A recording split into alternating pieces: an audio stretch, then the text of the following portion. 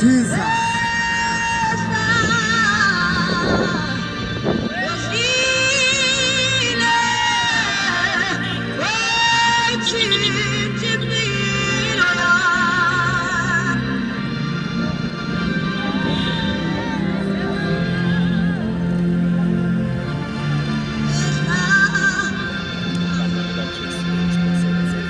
Wefile uJesu ayitshintsha impilo ya uJesu wehla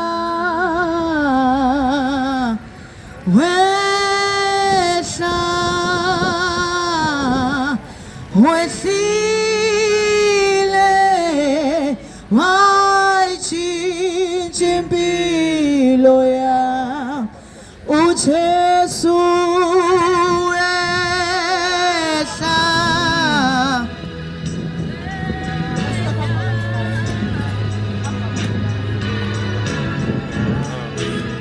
You are faithful, oh Lord, every day and every hour. You are faithful,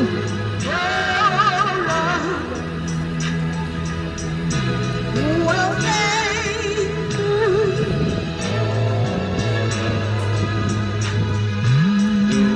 You are faithful, oh Lord, every day and every hour. You are faithful, oh Lord, every day and every hour.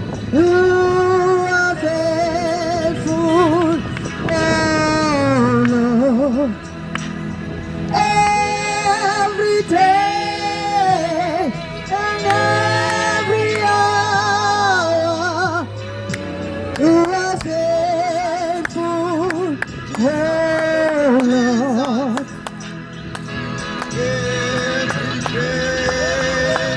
And every hour, you are faithful, oh Lord. Every day and every hour, you are faithful, oh Lord. Come along, wethembekile uJesu. Every day and every hour, you are faithful, oh Lord.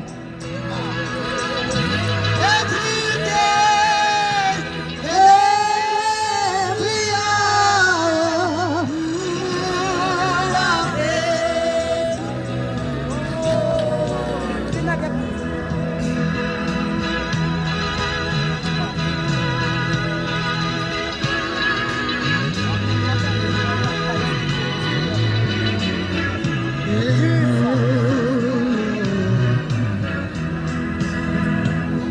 Jesus, Jesus, Jesus. Siyabonga uJesu. Jesus. Oh, our faithful, oh Lord. Jesus, Jesus, Jesus. Every hour, you are faithful, oh Lord. Jesus, siyambonga uJesu. Namanje sisabingelela egameni likaJesu, uJesu ophilayo, uJesu onguNkulunkulu. Ekakhona emandulo namhlanje usesekhona. Namhlanje size la ukuzoletha indaba ezimnandi ngoJesu, uJesu ophilayo wakhulula nempilo zethu. Jesus, amen. Siyambonga nje uJesu. Sizotholana izwi nje kafishane encwadini kaMateyu uMatthew chapter 5 verse 3. Siboneni ukuthi kahle kahle uNkulunkulu yibaphi abantu abafunayo Jesus. Yibaphi abantu uJesu abazele kulomhlaba Jesus. Izwi liyafundeka kunasi isikhathi izwi. Baba siyabonga ngezwi lakho moya ngcwele sicela ukuthi ulibusise uvule nendlebe ezolizwa uNkulunkulu Baba lingene izwi lakho Baba lihlaba inhliziyo ngegama lika Jesu siyabonga moya ngcwele in Jesus mighty name amen. Izwi lafundeka namhlanje lithi God blesses those who are poor and realize their need for him, for the kingdom of heaven is theirs. Izwi namhlanje lakhuluma ukuthi ngabe umbuso kaNkulunkulu ungowakabani, umbuso kaNkulunkulu ungowabaphi abantu. Namhlanje izwi liyasiphendula ukuthi umbuso kaNkulunkulu ungowabo laba abahluphekile nalabo abasibonayo isidingo sikaNkulunkulu empilweni zabo. Nawe kudala uzibuza ukuthi kahle kahle kuyoze kulunge nini empilweni yami. Nangu uJesu nempendulo namhlanje sizela ukuletha uJesu ophilayo. Nathi wasikhulula enkingeni zomhlaba, nathi sasizinja, nathi sasimidlwembe, nathi sasifebe. Weza uJesu wasikhulula, washintsha impilo zethu singazi ukuthi siphilelani. Namhlanje sizokukhuthaza ukuthi ukhona uJesu ophilayo ongayishintsha impilo yakho. uJesu inkosi. Dala kukhulunywa ukuthi uJesu inkosi. Nathi namhlanje sizosho ukuthi uJesu uyinkosi ngempela. Amen. Hallelujah. uJesu yakhuluma namhlanje ukuthi nawe kuleso simo onaso ungaziboni ngathi impilo seyiphelile, but as long as usaphila usasekhona uJesu ongayishintshi impilo yakho. Usasekhona uJesu ongakukhulula kuzo ley'nkinga okuzo. uJesu usangakukhulula. Dala usibheka uthi masawuvuka nje nasekuseni ubone nje ukuthi uyisehluleki nje empilweni. Ubone nje ukuthi there's nothing else that I can do. Mina ukuphila kwami nje sekuyi-useless nanoma sengihambe nje, but into ongayazi ukuthi nawufa unganayo uJesu angeke ukuthola ukuphumula. Noma thina sesingakubabo sijabule nasemngcwabeni wakho kudliwe kamnandi, kanti ukuphumula angeke ukuthola unganaJesu. Namhlanje sithi ukhona uJesu ongakukhulula, ukhona uJesu osangayenza impilo yakho ukuthi ibe ngcono. Ukhona uJesu ongakukhulula noma ngabe usesimeni esinjani, noma ngabe yisonobani lesi esikuhlukumezayo. uJesu ukhona ukuthi angakukhulula. Ukhona uJesu ophilayo. Nathi simbonile empilweni zethu, asikhulumi nje ngomuntu esingamazi, kodwa sikhuluma ngenkosi esiyaziyo, uJesu Kristu waseNazaretha. Ukhona uJesu ophilayo. Nathi wasikhulula entweni zasemhlabeni. Nathi siphila nje singazi ukuthi impilo kahle kahle iyini. Siyabathetha zama silandelela abantu abafile sithi bazoyilungisa impilo zethu, akaze kwalunga. Kodwa wathi nakufika uJesu wasikhulula. uJesu akaze afune imali yethu. uJesu akaze afune ukuthi sithenge impepho, sithenge namanzi. Wasifuna sikanjalo, afuna inhliziyo zethu. Nawe namhlanje izwi liyazi ukuthi kungabe uyasibona isidingo sikaNkulunkulu empilweni yakho, ukhona ukuthi angakukhulula. Namhlanje ukhona uJesu ophilayo. Jesus is the Lord. Namhlanje siyaphakamisela igama. Maningi amagama, kukhona abantu bayakhuleka ebagameni abaningi, bathi thina namhlanje silethe igama okuyilo elalethwa uNkulunkulu ukuthi okhulekayo kule gama uzawusindiswa. Igama likaJesu, ngathi igama lomuntu ophilayo, umuntu ozofa nakusasa angavuka sekafile umuntu, kanti ukhona uJesu ophila ingunaphakade. Namhlanje sizoletha igama lakhe elalethwa uNkulunkulu, ngathi igama lakaMary, ngathi igama lakaShembe, ngathi igama laka-Allah, ngathi igama ngathi igama elakaliHanyane, ngathi igama elikaJesu okuyilo impilo nothi igama lakamfundisi nothi igama elakamprofeti but igama elakaJesu uJesu oyinkosi ophilayo namhlanje sesekhona angakhulula esonweni uJesu nathi wasikhisa ezonweni singalale ebusuku sihlukumezeka sithe bathe siyalala sazi ukuthi angeke kwazi ukulala ngingenzanga isono ukuze ngilale ukuze impilo yami ikhululeke kumele ngenzile isono wafika uJesu wasikhulula nawe uyazi namhlanje ukuthi vele ukulelile ukuthi mawusuka la usuka khona uyahamba uya ethaveni uyothenga ibhiya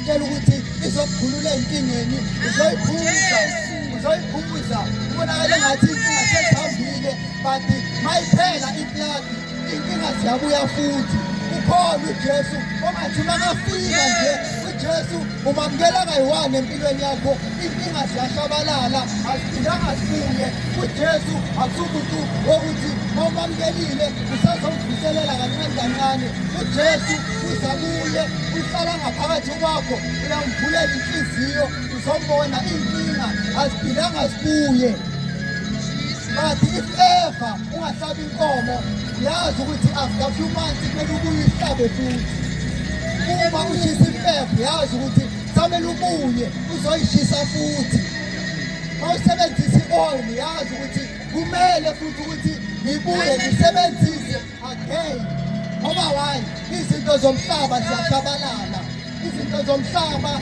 inkinga ngoba nento yasemhlabeni angeke iphele izobuya futhi but uJesu khona uJesu onguNkulunkulu namhlanje angakukhulula yazi ukuthi nje dala ufuna ukujabula empilweni but inkinga ukuthi uphilela ukujabulisa abantu uphilela ukujabulisa abantu wena kuyijabula unayo yazi ukuthi nalo tshwala obuphuzayo awukuthandi soyenzela abantu nje soyenzela abangani ukuthi bajabule yazi ukuthi nalokubhema kwakho awukuthandi soyenzela abantu yazi ukuthi wena awuthandi ukuhamba ulalalala nabantu but uyakwenza ngenxa yokuthi ufuna ukujabulisa abantu abashabalalayo ukhona uJesu ongakukhulula namhlanje uJesu oyinkosi uze uzophilela yena bese ujabule uJesu ukhona ukujabula lapho uNkulunkulu khona kunokujabula useyinkingeni nje namhlanje ingoba uNkulunkulu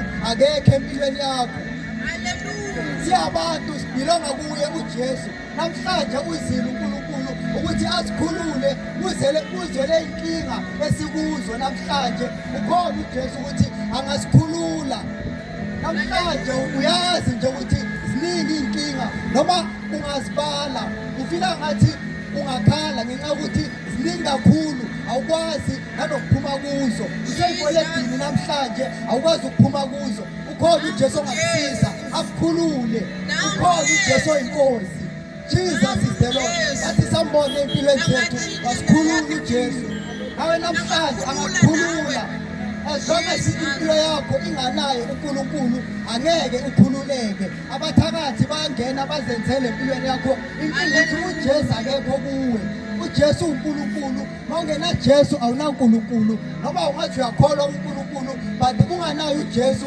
awunayo uNkulunkulu ingakho isimo sakho namhlanje sikanje ukuthi uNkulunkulu akekho empilweni yakho namhlanje asanga ukuthi sizokwahlulela we're not here to doubt you but isizela ukuzokunikeza ithemba sokuthemba ukuthi noma ngabe ufebe kangakanani ukhona uJesu ongakukhulula namhlanje noma ngabe udakwe kangakanani ukhona uJesu ongakukhulula noma ngabe ubhene kangakanani watshontsha wahlukumeza abantu wabathuka waba yinje emhlabeni ukhona uJesu ongakukhulula noma ngabe abantu sebafuna njengomdwembe njengomgodoyi njengesifebe ukhona uJesu ongakukhulula akwenza umntanakhe nawe uphile impilo yakho iqoqeke bonakala ukuthi nawe umuntu ophilayo awusiyinto nje yokuthi uyavuka bese uyaqhubeka uphila impilo emhlaba ukhona uJesu ongakukhulula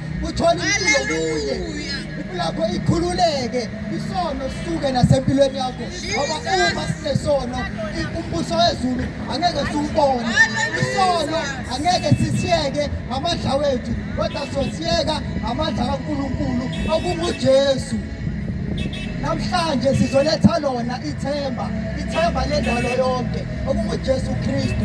Uyazi ukuthi uhlezi uhlaba inkomo uthi ususa isinyama empilweni yakho but isinyama leso sisekhona.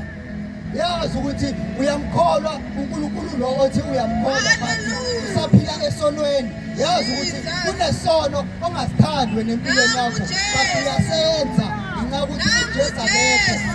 KunoJesu khona isono asikho. As long as uJesu asempilweni yakho angeke uphile esonweni mntana enkosi, angeke uphile esonweni uJesu akhona empilweni yakho. Namhlanje size la silethe lona ithemba elabantu. uNkulunkulu wamletha uJesu ongenasono ukuthi afele izono zethu.